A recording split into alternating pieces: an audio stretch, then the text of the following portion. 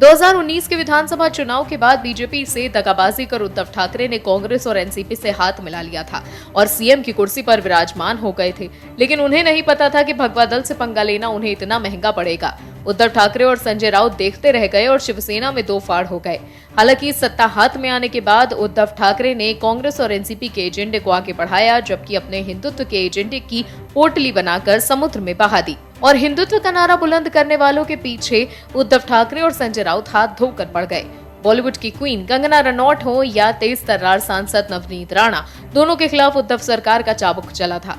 कंगना का ऑफिस तोड़ दिया गया, वहीं हनुमान चालीसा पढ़ने का ऐलान करने वाली सांसद नवनीत राणा को जेल में डाल दिया गया। वहीं सरकार से बाहर संजय इन दोनों के खिलाफ जमकर बयानबाजी करते रहे। संजय राउत को लग रहा था कि हमेशा उद्धव ठाकरे ही सीएम रहेंगे। हालांकि समय बदलते देर नहीं लगी, सत्ता बदली और संजय राउत खुद सलाखों के पीछे चले गए। वहीं शिवसेना पार्टी भी उद्धव ठाकरे के हाथ से चली गई। एकनाथ शिंदे ने शिवसेना से विद्रोह किया और राज्य के मुख्यमंत्री बनने के लिए बीजेपी से हाथ मिला लिया। उसके बाद उन्होंने दावा किया कि असली शिवसेना उनकी है। ऐसे में उद्धव ठाकरे और एकनाथ शिंदे की पार्टी के नाम और सिंबल को लेकर लड़ाई चल रही थी। लेकिन उद्धव ठाकरे को उस वक्त बड़ा झटका लगा जब चुनाव आयोग ने एकनाथ शिंदे के गुट को शिवसेना का नाम और सिंबल दोनों दे दिए। वहीं इस मुद्दे पर कंगना रनौट और सांसद नवनीत राणा ने उद्धव ठाकरे और संजय राउत पर जबरदस्त निशाना साधा है।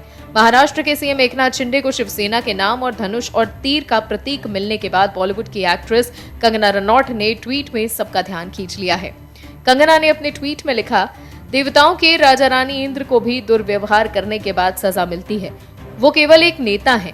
जब उन्होंने मेरा घर तोड़ा तो मुझे लगा कि उनके बुरे दिन शुरू हो जाएंगे। एक महिला का अपमान करने वालों को भगवान सजा देते हैं, वो अब कभी नहीं उठेंगे। मतलब कंगना रनौट के मुताबिक उद्धव ठाकरे का राजनीतिक भविष्य अब नहीं बचा है। दरअसल उद्धव ठाकरे की सरकार के दौरान कंगना के घर के एक हिस्से को मुंबई नगर निगम के अतिक्रमण विभाग ने तोड़ दिया था। उस वक्त भी कंगना ने उद्धव ठाकरे को संबोधित करते हुए कहा था कि आज मेरा घर तोड़ा गया है, कल तेरा घमंड टूटेगा। वहीं महाराष्ट्र के अमरावती से सांसद नवनीत राणा ने भी उद्धव ठाकरे पर तंज कसा और निशाना साधा। ठाकरे गुट वाले शिवसेना को चुनाव आयोग से झटका लगने पर नवनीत राणा ने कहा कि जो राम का नहीं, हनुमान का नहीं, वो किसी काम का नहीं। उद्धव ठाकरे को भगवान भोलेनाथ से सुंदर प्रसाद दिया है। नवनीत राणा ने यह भी कहा कि एकनाथ शिंदे जमीनी स्तर पर बाल ठाकरे के साथ रहे हैं और पूरी तरह से शिवसेना के प्रतीक और उनकी विरासत के हकदार हैं। इस बीच अभिनेता आरोह वेलांकर ने भी ट्वीट कर मुख्यमंत्री एकनाथ शिंदे को बधाई दी। उन्होंने लिखा, बधाई हो एकनाथ शिंदे जी, बाला साहेब आज खुश होंगे। आरोह के ट्वीट ने भी सबका ध्यान अपनी ओर खींच लिया। केंद्रीय चुनाव आयोग के एक फैसले से महाराष्ट्र की राजनीति में भूचाल आ गया और उद्धव ठाकरे गुट को तगड़ा झटका लगा। उद्धव ठाकरे के हाथ से शिवसेना की कमान छीनने के बाद उनके चचेरे भाई और मनसे प्रमुख राज ठाकरे ने गजब कटाक्ष कर उद्धव ठाकरे पर निशाना साधा है। दरअसल महाराष्ट्र की राजनीति में पिछले कई महीनों से कुछ ठीक नहीं चल रहा। एकनाथ शिंदे की बगावत के बाद से महाराष्ट्र की राजनीति में स्थिरता आई, लेकिन शिवसेना और उनके चहीते नेता संजय राउत लगातार बीजेपी से ऊल जलूल टिप्पणी करने से बाज नहीं आते थे। लेकिन वो कहते हैं ना, कर्म प्रधान विश्व करी राखा, जो जस करहि तो तस फल चाखा। यानी कि जो जैसा करता है उसे वैसा ही फल मिलता है। महाराष्ट्र में शिवसेना को एक बार फिर बड़ा झटका लगा है। आपको बता दें, महाराष्ट्र की सियासत में शुक्रवार का दिन काफी उथल-पुथल का रहा। चुनाव आयोग ने एकनाथ शिंदे के नेतृत्व वाले गुट को असली शिवसेना के रूप में मान्यता दे दी और तीर और धनुष वाला चुनाव चिन्ह आवंटित कर दिया। और वाकये के बाद जहां उद्धव गुट की नींद उड़ी हुई है, तो वहीं महाराष्ट्र नवनिर्माण सेना यानी कि मनसे प्रमुख राज ठाकरे ने अपने चचेरे भाई उद्धव ठाकरे पर तंज कसते हुए कटाक्ष किया। और राज ठाकरे ने शिवसेना के संस्थापक बाला साहेब ठाकरे का एक पुराना ऑडियो क्लिप साझा किया, जिसमें वो धन और प्रतिष्ठा के बारे में बात करते हुए सुनाई दे रहे हैं। राज ठाकरे ने बाला साहेब का ऑडियो क्लिप शेयर करते हुए कैप्शन दिया, बाला साहेब ने शिवसेना का जो आइडिया दिया था वो कितना सही था, आज फिर पता चल गया। ऑडियो क्लिप में शिवसेना संस्थापक को ये कहते सुना जा सकता है, पैसा आता है और चला जाता है, पैसा जाता है तो इसे कमाया जाता है, लेकिन एक बार नाम चला जाए तो वो कभी वापस नहीं आता। इसीलिए आप अपना नाम बड़ा रखना, नाम ही सब कुछ है। नाम चला जाए तो काले बाजार में भी नहीं मिलेगा, इसीलिए अपना नाम पवित्र रखो। और वहीं एकनाथ शिंदे को शिवसेना के चुनाव चिन्ह को बरकरार रखने की अनुमति देने के चुनाव आयोग के फैसले के बाद उद्धव ठाकरे ने एक प्रेस कॉन्फ्रेंस आयोजित की और शिव सैनिकों को अपनी जमीन पर बने रहने और दृढ़ रहने के लिए कहा। उन्होंने कहा कि एकनाथ शिंदे के नेतृत्व वाला गुट असली मानुष नहीं है, शिवसेना यूबीटी के नेता उद्धव ठाकरे ने पोल पैनल के फैसले को लोकतंत्र के लिए खतरनाक बताया। ठाकरे ने बांद्रा में अपने मातोश्री बंगले में संवाददाताओं से कहा कि एकनाथ शिंदे गुट ने हमारे धनुष और तीर के प्रतीक को चुरा लिया है, लेकिन लोग इस चोरी का बदला लेंगे। उन्होंने कहा हम एकनाथ शिंदे गुट को असली शिवसेना के रूप में मान्यता देने के चुनाव आयोग के फैसले को सुप्रीम कोर्ट में चुनौती देंगे। महाराष्ट्र में शिवसेना को एक के बाद एक लगातार कई बड़े सियासी झटके मिल चुके हैं। बाला साहेब की नीतियों वाली पार्टी जिसका नाम शिवसेना है, लेकिन उनके सुपुत्र उद्धव ठाकरे ने अपने कर्मों की वजह से उस पार्टी को अब खो दिया है। बाला साहेब ठाकरे ने हमेशा हिंदुत्व के एजेंडे को आगे बढ़ाया, लेकिन कुर्सी की मोह में उद्धव ठाकरे ने कांग्रेस से हाथ मिला लिया। हालांकि अब उद्धव ठाकरे के पास ना ही कुर्सी है और ना ही शिवसेना। महाराष्ट्र में आए सियासी भूचाल के बाद प्रदेश को एक स्थिर सरकार मिली है और मुख्यमंत्री बने एकनाथ शिंदे। शिंदे की बगावत के बाद ही प्रदेश में भगवा दल की सरकार बनी, लेकिन शिंदे गुट और ठाकरे गुट में विवाद जारी है। जब से प्रदेश में शिंदे की सरकार बनी है तो मानो कि जैसे संजय राउत का सब कुछ उजड़ ही गया हो और आए दिन वो कुछ ना कुछ बीजेपी पर उल जलूल बयान देते रहते हैं। लेकिन आमिर खान की तरह अब संजय राउत को भी देश में डर लगने लगा है और देश का लोकतंत्र खतरे में दिख रहा है। राउत को लगने लगा है कि मोदी सरकार ने उनकी आजादी छीन ली है।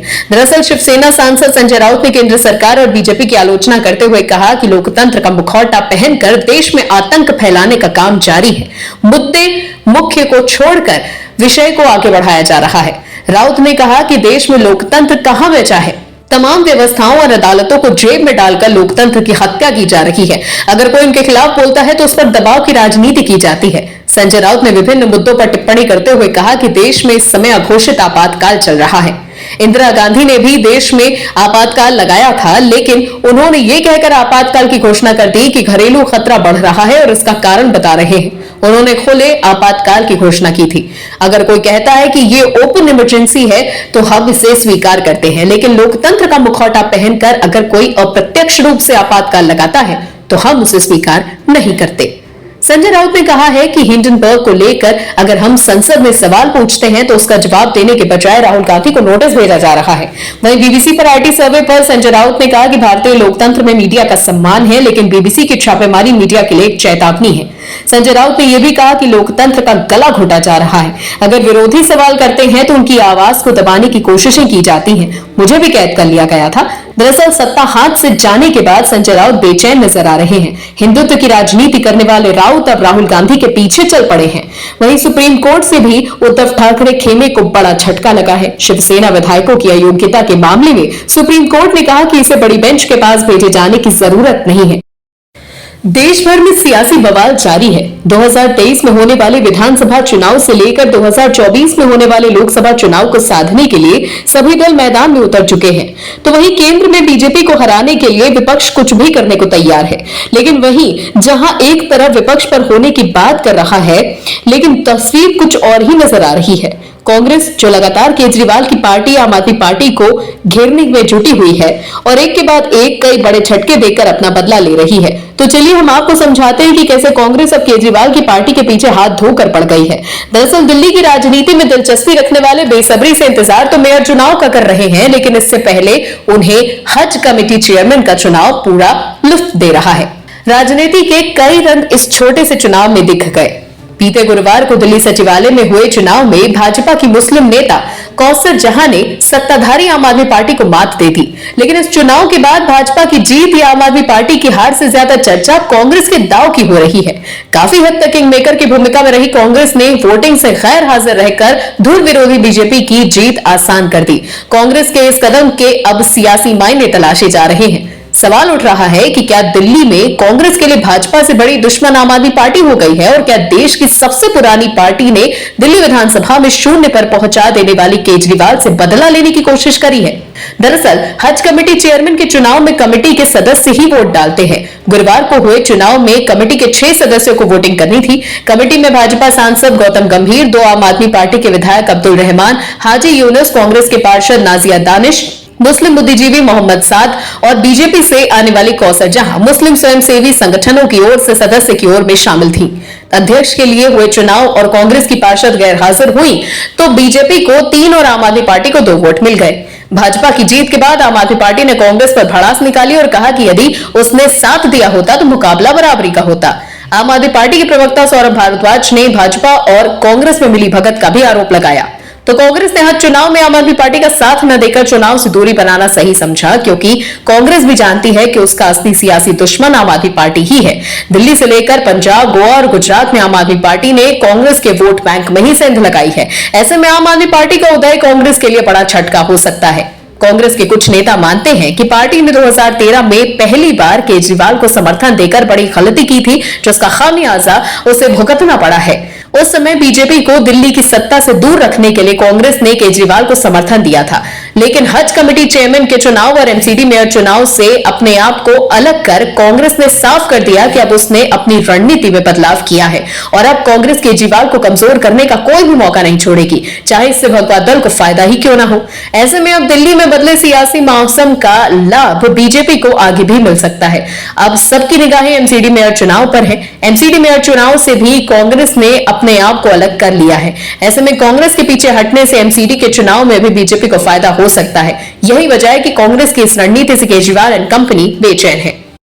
बीजेपी के केंद्र की सत्ता में आने के बाद से ही लिबरल गैंग की नींद उड़ी हुई है और बीजेपी पर अपनी भड़ास निकालने के चक्कर में ये लिबरल गैंग हिंदुओं के खिलाफ जहर उगलने से भी गुरेज नहीं करती। देश में इन दिनों कई मुद्दों पर सियासी माहौल गर्म है। उनमें से एक रामचरितमानस विवाद भी है और ये विवाद थमने का नाम नहीं ले रहा है और इस विवाद पर सियासत भी अपने चरम पर है। समाजवादी पार्टी नेता स्वामी प्रसाद मौर्य जो लगातार रामचरितमानस से लेकर साधु संतों तक को नहीं छोड़ रहे हैं और लगातार विवादित टिप्पणी कर रहे हैं और इनके समर्थन में खुलकर सामने आ रहे हैं समाजवादी पार्टी मुखिया अखिलेश यादव। आपको बता दें, अखिलेश यादव ने स्वामी प्रसाद मौर्य के समर्थन में सीएम योगी आदित्यनाथ से सवाल पूछ लिया था कि क्या मैं दलित हूं। तो वहीं स्वामी प्रसाद मौर्य के बयान का विरोध करने वाली 2 समाजवादी पार्टी महिला नेताओं को पार्टी से बाहर का रास्ता दिखा दिया गया। आपको बता दें कि समाजवादी पार्टी ने रोली तिवारी मिश्रा और ऋचा सिंह को पार्टी से बाहर का रास्ता दिखा दिया। इसके साथ ही पार्टी के इस कदम से समाजवादी पार्टी का स्वर्ण विरोधी विचारधारा सामने आ चुकी है। दरअसल रोली मिश्रा और ऋचा सिंह सोशल मीडिया पर स्वामी प्रसाद मौर्य के इस बयान पर लगातार विरोध कर रही थी। उनका हमला पार्टी को नागवार गुजरा। माना गया कि दोनों नेताओं ने स्वामी प्रसाद मौर्य पर हमले के जरिए सीधे समाजवादी पार्टी को चुनौती दे दी है। इसी मामले में कार्रवाई हो गई। इन दोनों नेताओं पर कार्रवाई के जरिए पार्टी ने साफ कर दिया कि स्वामी प्रसाद मौर्य के बयान के खिलाफ अगर पार्टी में कोई अलग ध्रुव दिया गया तो उस पर कार्रवाई हो जाएगी। वहीं पार्टी से बाहर निकलने के बाद रोली तिवारी मिश्रा और ऋचा सिंह ने जमकर पार्टी अध्यक्ष अखिलेश यादव को खरी खोटी सुनाई। दोनों ने बिना पक्ष जाने कार्रवाई करने का आरोप लगाते हुए इस कार्रवाई को असंवैधानिक करार दिया। ऋचा सिंह ने कहा कि समाजवादी पार्टी में समाजवादी शब्द का कोई अर्थ नहीं है। तो वहीं इस मामले पर बीजेपी ने भी अखिलेश की पार्टी समाजवादी पार्टी पर जमकर हमला बोला। दरअसल लोकसभा चुनाव में लगभग 400 दिन रह गए हैं और ऐसे में हर राजनीतिक दल एक्टिव नजर आ रहा है और पार्टी के नेताओं की बयानबाजी भी खूब हो रही है, लेकिन स्वामी प्रसाद मौर्य के प्रकरण में सपा का दोहरा चरित्र खुलकर सामने आ रहा है। सपा मुखिया अखिलेश यादव खुलकर स्वामी प्रसाद मौर्य का समर्थन कर रहे हैं। साथ ही समाजवादी पार्टी ने मौर्य का विरोध करने वाले नेताओं पर कार्रवाई कर सवर्ण विरोधी विचारधारा का परिचय दे दिया है। Bureau report, OMH news. और भी वीडियोस देखने के लिए चैनल को सब्सक्राइब करें और बेल आइकन को दबाएं।